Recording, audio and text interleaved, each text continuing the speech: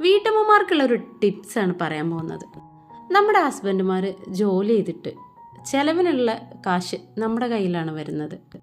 ഇനി നമ്മുടെ കയ്യിൽ വരുന്നില്ല എങ്കിൽ പോലും അതിൽ നിന്ന് നമുക്ക് നല്ലൊരു ഏണിങ്സ് ഉണ്ടാക്കിയെടുക്കാം. അതിനായിട്ട് നമ്മൾ ചെയ്യേണ്ടത് ഇത്രമാത്രം: നമ്മുടെ വീട്ടുവളപ്പിൽ ചീര, തക്കാളി, പച്ചമുളക്, ചേമ്പ്, പയറ് എന്നിങ്ങനെയുള്ള ഒട്ടുമിക്ക പച്ചക്കറികളും നട്ടുപിടിപ്പിക്കുക. ഇതുപോലെ വീടിൻ്റെ സൈഡിലൊക്കെ നമുക്ക് മുരിങ്ങയുടെ കൊമ്പ് കുത്താം. അപ്പോൾ നമുക്ക് മുരിങ്ങാക്കായും കിട്ടും, മുരിങ്ങയുടെ ഇലയും കിട്ടും.